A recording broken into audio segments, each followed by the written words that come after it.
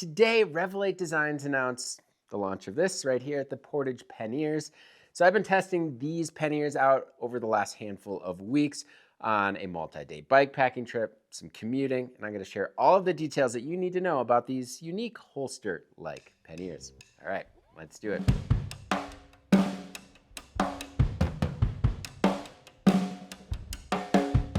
But before we do dive into this video, I do want to take a quick moment to let you all know that this one is supported in part by Gunnison Crest Butte. Gunnison County has long been a hub for gravel cyclists. Just look back to the 1970s when riders were tackling Pearl Pass on clunkers. While times have certainly changed, the county remains as expansive as ever. It's 1.5 times the size of Delaware, with most of that land being public. In fact, there are over 1,100 miles of dirt and gravel roads, perfect for piecing together a multi-day bikepacking trip or heading out for a quick hour-long spin. So to plan your trip or just to inquire, you can click the link in the top right corner here, or also follow the link in the description below. All right, so briefly talking about some pannier history here. So they actually appeared not long after the safety bike, drawing heavily on horse panniers. So early patents actually date back to the late 1800s, but panniers didn't actually take hold until the big touring boom post-World War II, when touring basically meant a rack and a pair of big bags. So that trend carried through the 70s, 80s, 90s, and 2000s with steel touring bikes and large rear panniers, occasionally paired with smaller front ones. So as people started to look to carry less, many solved it by actually running front panniers on the rear rack to cut volume. That was really the first wave of what we now call mini panniers, even though no one really used that term yet. So fast forward to the rise of off-road bike travel, soft bags and more creative packing systems really took off, like seat packs, frame bags, and handlebar harnesses, all driven by riders wanting less bulk and fewer failure points on rough terrain. So while traditional rack and pannier setups were slow to gain popularity for off-road use, the rack and pannier itself really never disappeared. So Eric Parsons, founder of Revelate Designs, told me his interest in a new style of pannier actually started in 2011 on a fat bike trip with Doom, aka Steve Fastbinder. So Doom showed up with a homemade carrier and holster setup attached to his rear rack, and Eric immediately saw some potential there. He then made a set with a few iterations shortly thereafter, and they got a ton of views from around 2012 to 2014. So Eric's next major refinement here came around 2017 while working with Mark Watson and Hannah Black on their Long America's ride. So their real-world feedback helped shape a design that actually worked for long-distance off-road travel. So during COVID, Eric then committed to developing it as a complete product. And over the last 2.5 years, he spent dialing in the details and preparing it for the market. So another maker like Scott Felter of Porcelain Rocket, which his bags are now actually being made by Rockgeist, we're also not ready to actually let panniers fade away. Whether these makers anticipated a shift towards smaller systems or were simply following their curiosity, they kept exploring this rack-based cargo design. Scott's micro pannier concept first actually appeared in 2014, but he shelved it, or I guess didn't really want to push it too much forward due to the fact that folks were really interested in seat packs over the pannier system. So he, along with the help from Skylar DesRoches, eventually launched the microwave panniers in 2019, making them the first holster style pannier with a waterproof welded dry bag that hit the market. Pretty unique stuff there. Today, that bag is a part of the Porcelain Rocket collection from Rockgeist. So both Scott and Eric, along with Arkell, who launched their holster in 2020, saw the value in a pannier system built around a holster. You pack your gear off the bike, then slide it into a stable holster on the sides of the rack. It simply made sense for convenience, especially, in cold weather, or maybe when you had more gear for a world tour. And as dirt routes became more common, it also paired well with, say, modern minimalist rear racks that also paired with dropper posts. At the same time, countless others were starting to make their own mini pannier, helping shape this industry. And today we have a full guide on BIKEPACKING.com about these panniers that are relatively small. There are smaller semi-permanent mini panniers, fork-mounted systems, quick release setups, and modern holster-style panniers. The pannier never really left.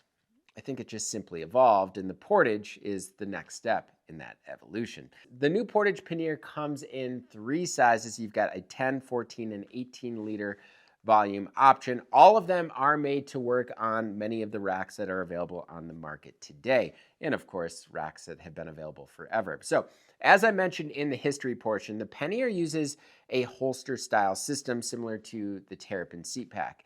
So the 420 denier waterproof TPU laminated nylon dry bag slides into a holster made from, well, quite a bit of material and hardware. It's got injection molded plastic parts, compression molded rubber pieces, custom hardware with large flanges for the plastic panels, TPU straps, webbing, and buckles. All of that is sewn to a body built from Challenge EPLX 400 and UHM WPE ripstop and a plastic backing sheet. It looks simple from the outside, but it is surprisingly an intricate system. And Eric actually told us that it was the most complicated project that he has worked on to date. So while they launched 3 bags today, I actually only tested one. This is the 10-liter version, which, if I'm being honest, is still pretty big compared to what I usually use.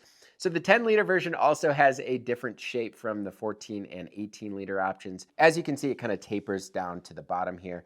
And in this chart, you can see the 10-liter has a height of 17 inches, a width of 8.25 inches, and a depth of 4 inches. So they have a claimed weight of 800 grams for the pair. They are sold in pairs. And after a bit of use on my home scale, came pretty close, 794 grams. So it's not the lightest pannier system out there, but the design wasn't built to be light, it was built to be more modular. All right, so to better understand that modularity and just the overall system, let's walk through the installation process. So the harness and dry bag are identical on both sides, so there is no, say, left or right specific pannier. All right, so to start, all you'll want to do is install the TPU straps around these rubber hooks on the top of the harness. So the hook ends from the TPU straps should be pointing up. So feed the strap through the top slit, wrap it under the hook, through the middle slot, and then pull the strap out until the Revelate logo kind of disappears. So Eric designed these rubber hooks through a bunch of trial and error, and they're actually quite unique. So I ended up testing the stock 10mm hooks that fit most racks, but Revelate is also offering a 13mm version optimized for, say, those old man mountain racks, and a 10mm offset version for tail fin racks using their adapter rail. So these hooks slide along an injected molded rail for about 18mm of adjustment. So the rail adds significant kind of rigidity to the overall system, and the molded hook's vertical movement allows a clean install on almost any rack. All right, so before you do attach anything to the rack, the holster to the rack, you're going to want to make sure that the holster is centered and aligned with an upright rack strut that you'll use for the lower mount. At least get it pretty close. So the easiest way to actually tighten the upper hook TPU strap is, if the rack allows it, is to pivot the holster upward to get more leverage. Tighten it, then pull it back down. If that is not possible, you will have to pull the strap through the lower slit on the plastic backing and tug to secure it in one of the TPU strap holes. Once tightened, the extra strap lives inside the holster to kind of keep it away from the tire. So next, you're gonna wanna align that lower mounting system and tighten it down. So the 10-liter version actually comes with 2 positions for the lower mount, and the larger sizes actually have more side-to-side adjustability. So the lower assembly also uses a TPU strap that weaves between slits in the plastic backing and a plastic reinforced plate on the inside of the holster. Then the rubber block that it comes with hooks into those slots on the outside of the harness. So all you need to do is center this assembly around one of the rack struts and tighten the TPU strap down. So this is certainly the fussiest part of the install. So the rubber blocks kind of want to shift around, and the TPU strap can take some effort to kind of cinch down a little bit tighter. But once you get it set, it should not move. So at this point, the the holster is installed. So one unique detail is that the holster is actually designed to hold wet or say dirty items outside of that dry bag, like a tent fly or damp layers. It has 3 small drain holes at the bottom for this exact purpose. And this was an idea heavily inspired by Doom setup back in 2011. So once your gear is in the dry bag, slide it into the holster and then tighten the 3 compression straps on the top. So I start with the top buckle and then tighten the 2 side compression straps.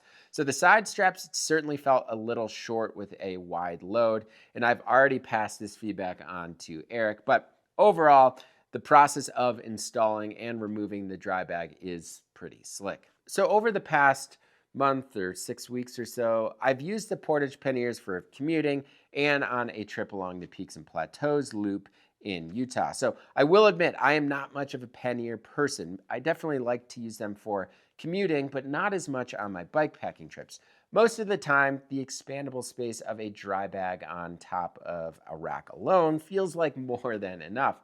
But as I get a little older and carry a few more comfort items, or I guess in this specific case on this trip, needed more room for water, I was kind of excited I had an excuse to properly test the new Portage system before launch. And I was thrilled with how they worked. All right, water break, intermission. It's funny, in my last video I said I had a head cold. I still kind of do, I'm on the tail end of it. But I've been testing these backpacker water bottles. They're literally all over my house right now. And so I just fill them all up and I'm just super hydrated. I just love having all these water bottles in my house right now. It's great.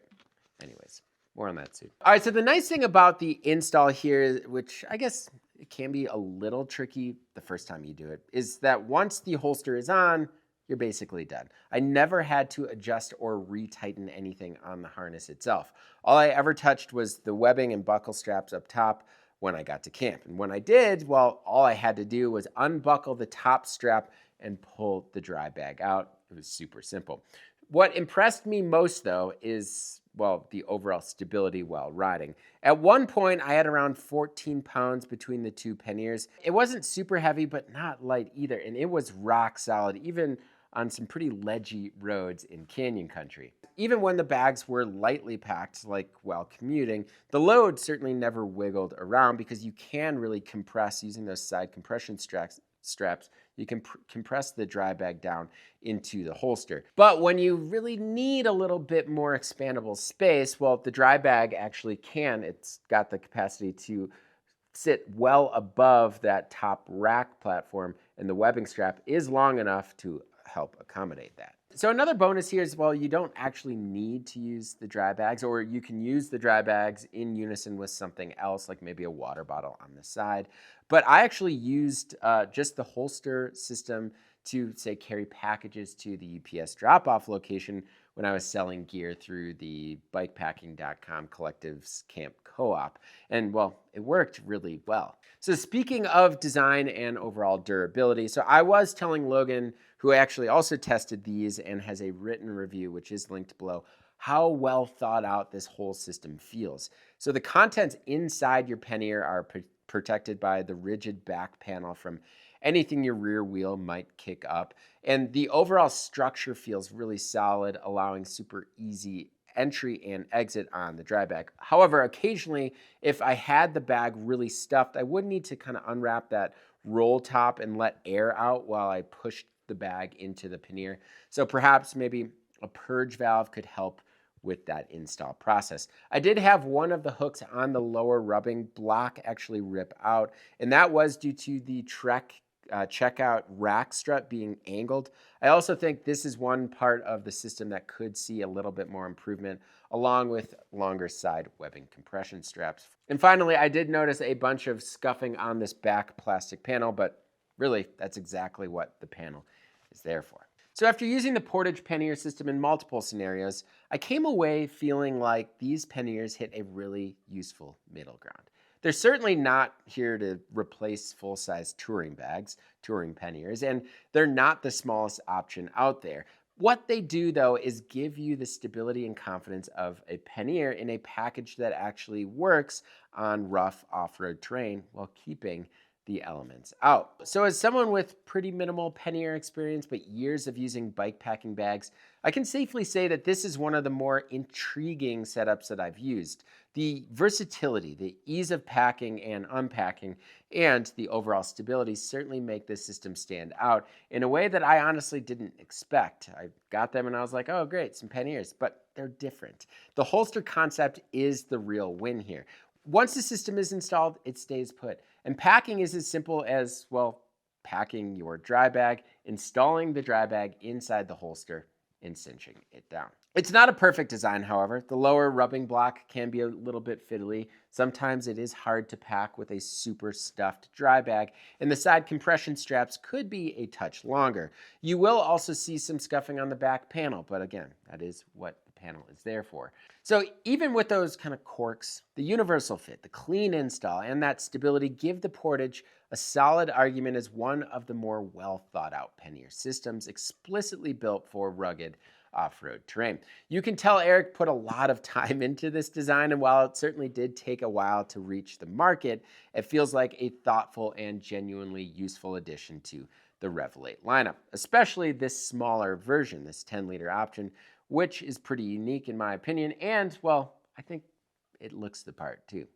But what do you all think? All right, so the Portage Panniers are designed in Anchorage, Alaska at the Revelate Designs headquarters, but they are manufactured in Vietnam, and they do cost $279 for the 10-liter pair, $289 for the 14-liter pair, and $299 for the 18-liter pair. So what are your thoughts on the Portage Panniers? Let me know in the comment section below. As always, thank you all so much for watching this review. If you like what you saw in this video and want to see more like it, please hit that subscribe button and notification bell. And if you want to help support everything we do on this YouTube channel at BIKEPACKING.com, well, you can do so by joining the Bikepacking Collective. So the Collective offers really a lot of awesome perks for you all. You've got industry discounts with 75 plus brands, monthly giveaways, the all-new base camp, and the Bikepacking Journal. So to learn a little bit more about the Collective, you can click on the card in the top right corner or also follow the link in the description below. As always, thanks so much for watching, and until next time, pedal further.